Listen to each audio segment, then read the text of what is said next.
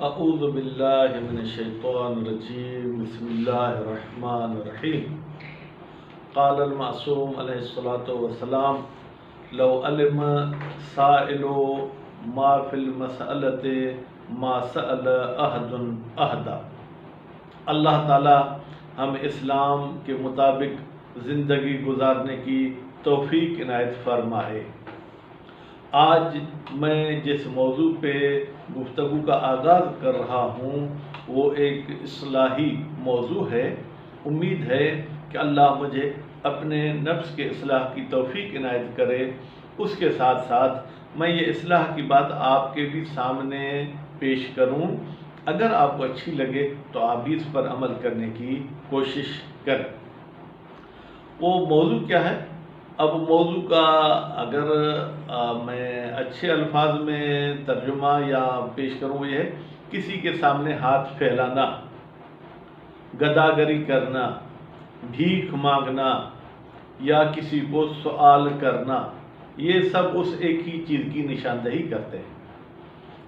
عام طور پر ہم نے دیکھا ہے، میں کسی اور فیلڈ والے کا نام نہیں لوں گا کہ وہ اعتراض نہ کرے، میں اپنے مولویوں کی فیلڈ کا نام لے رہا ہوں کیونکہ میں خود بھی اس لباس کے حوالے سے ایک مولوی ہوں۔ ویسے تو میں خود کو اگر خادم العلماء کہوں تو بھی میرے لیے بہتر ہے۔ ہم لوگ کیا کرتے ہیں کہ لوگوں سے بہت مانگنے کی عادت رکھتے ہیں۔ میں اگر مسجد میں پیش نماز ہوا، فرض کریں آموں کا موسم ہوا، بھائی آموں کی تو 2 پیتیاں میری طرف بھیج دینا۔ گندم کی موسم ہوئی، بھائی 2 بوری گندم تو بھیج دینا۔ پھر اسی طریقے سے جو جس علاقے میں ہے، کہیں سیب ہے تو بھائی سیب بھیج دینا، کہیں اخروٹ بادام خوبانی ہے تو بھائی وہ بھیج دینا۔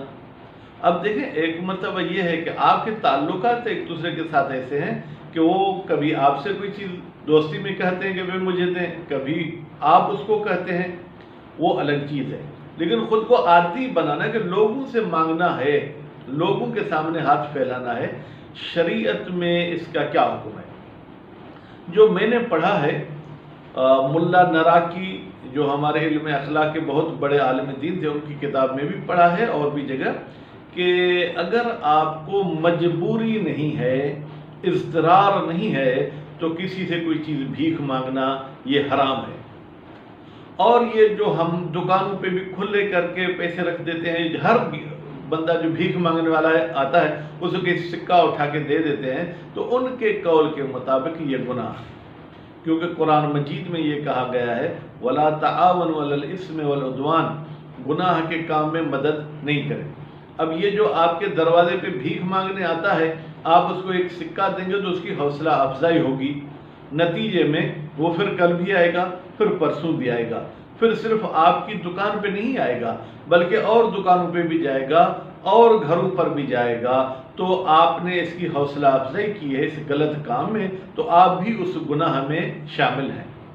اب اس میں سوال یہ ہوتا ہے کہ قرآن مجید میں ہم پڑھتے ہیں وَأَمَّا السَّائِلَ فَلَا تَنْهَرْ، سائل یعنی وہی بھیک مانگنے والا، بھیک مانگنے والے کو مت ڈانٹو۔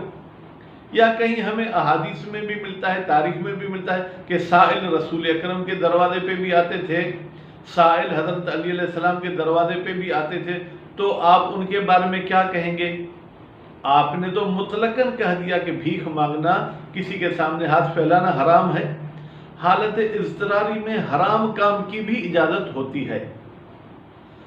ہم کہتے ہیں کہ بھائی وہ بھیک مانگنا جائز ہے، کہ آپ اتنے مجبور ہیں کہ اگر بھیک نہیں مانگیں گے تو آپ کی جان چلی جائے گی، بھیک نہیں مانگیں گے تو آپ کے گھر کا کوئی فرد ہے وہ بیماری کی وجہ سے تڑپ تڑپ کر مر جائے گا، تو ایسی صورت میں بھیک مانگنا حرام نہیں ہے۔ باقی وہ بھیک مانگنا حرام ہے جس نے اپنا مشغلہ، جس نے اپنا دھندا بنا دیا ہے بھیک مانگنے کو، یعنی کما سکتا ہے پھر بھی کماتا نہیں ہے۔ بھائی کیوں نہیں کماتے؟ بھائی بھیک مانگنے سے مجھے ہر روز 1000 روپے تک مل جاتا ہے۔ بہت سے فقیر غداگر ایسے ہیں جن کے بینک میں جو ہے وہ اکاؤنٹ کھلے ہوئے ہیں، تو ایسی جو ہے کیا ہے گدائی کرنا، ایسی بھیک مانگنا حرام ہے اور ایسے کو دینا بھی حرام ہے۔ اچھا، اب ہم کیسے پتا چلے کہ یہ فقیر وہ ہے جس کا دھندا، جس کا کاروباری بھیک مانگنا ہے؟ تو آپ دیکھیں اگر وہ گھر سے ضرورت کے تحت نکلا، 2 بندوں نے بھی اس کو اگر خیرات دے دی تو وہ پھر چلا جائے گھر، ضرورت پوری ہو گئی، تو اس کو آپ کہہ سکتے ہیں کہ اس کو دینا جائز ہے۔ البتہ وہ بھی اس کا عادی نہیں بنے کہ کمانا نہیں ہے۔ مثلا اب آج کل ہمارے پاکستان میں جیسے سیلاب کے حالات ہو گئے، انسان نہیں کما سکتا، مزدوری نہیں ہے، کوئی ذریعہ بھی نہیں ہے، تو مجبوری کی صورت میں وہ نکلے اور اس کے اس دن کی اگر ضرورت پوری ہو جائے تو پھر آگے اپنے بھیک مانگنے کو جاری نہ رکھے تو اس کو خیر دیا جا سکتا ہے۔ ہمارے نبی کریم، ہمارے ائمہ معصومین بھی یقیناً اس قسم کے فقراء کو دیتے ہوں گے۔ ایک قصہ جو کہ کوئی تاریخی تو میں نہیں کہہ سکتا، مشہور ہے، ہم بھی بچپن سے طالب علمی کے زمانے سے سنتے آ رہے ہیں کہ کوئی شخص کسی امام کے پاس گیا، کہا اے امام ہم صدقہ کس کو دے دیں؟ تو امام نے اسے کہا کہ آپ جیسے ہی باہر نکلیں جو شخص ملے آپ صدقہ اسے دے دیں۔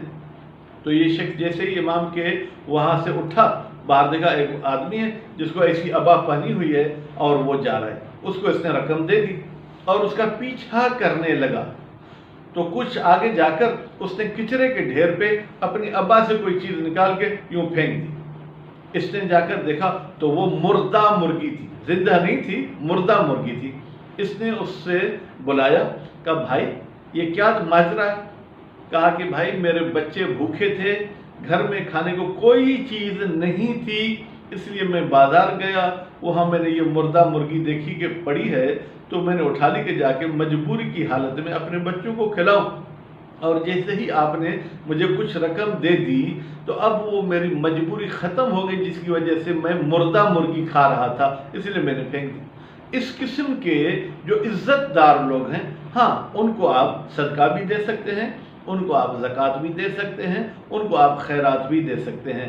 باقی جو عادی ہیں، یعنی چوراہے پہ میں نے قبضہ جما لیا کہ اب مجھے ہی بیچنا ہے، کسی اور کو نہیں بیچنا، ہر روز مجھے ان سب پوری بازار میں ہر دکان کے سامنے جانا ہے، تو اسلام میں اس بھیک مانگنے کو حرام کہا گیا ہے۔ اور جو قرآن کہتے ہیں کہ اسے نہیں ڈانٹو، چلو بھائی حرام کام ہی کر رہا ہے، آپ کے پاس آئے تو آپ اسے کہو بھائی معاف کر دو، ڈانٹو نہیں، لیکن خیر نہیں دو، کیونکہ اس کی عادت ہے۔ وہ معاشرے میں ہر ایک بندہ جانتا ہے کہ یہ بھائی عادی بھیک مانگنے والا ہے، یا یہ کبھی کے بار جو ہے کیا وہ بھیک مانگنے والا ہے۔ تو یہ ایسا موضوع ہے جس کو میں نے انتخاب کیا ہے تاکہ میں خود کو بھی روک سکوں، کل کسی کے سامنے ہاتھ نہ پھیلاؤں، اور جو میرے دوست احباب بھی یہ دیکھ رہے ہیں وہ بھی اس پر عمل کرنے کی کوشش کریں۔ حالانکہ ہم دیکھتے ہیں کہ ہماری حکومت تو اس پر تلی ہوئی ہے کہ وہ ہماری قوم کو بھکاری قوم کر کے پیش کرے۔ کبھی فلاں سیاستدان کے نام پہ پیسے دیے جا رہے ہیں، کبھی فلاں مد میں پیسے دیے جا رہے ہیں، بھائی دینے ہیں، عزت کے ساتھ آپ جائیں، ان کے دروازے پر دے کر آئیں۔ آپ بیماری کے پولیو کے قطرے پلانے کے لیے تو در در پہ جا سکتے ہیں، لیکن یہ امداد دینے کے لیے عورتوں کو لائن میں کھڑا کر کے پولیس والوں کو ڈنڈا دے کے، بھائی یہاں اگر کوئی عورت آگے پیچھے ہو تو اس کو ڈنڈا مار دو۔ کتنی ہی عورتیں ہوتی ہیں جو اس لائن میں، اس رش میں وہ بے ہوش ہو جاتی ہیں، لیکن وہ بیچاری کھڑی ہیں، روڈوں پہ کھڑی ہیں، دھوپ میں کھڑی ہیں، محرم نامحرم کے ساتھ بولتے ہوئے وہ کھڑی ہیں۔ تو یہ حقیقت میں حکومت آپ کی مدد نہیں کر رہی، بلکہ حکومت آپ کی عزت کو تباہ و برباد کر رہی ہے۔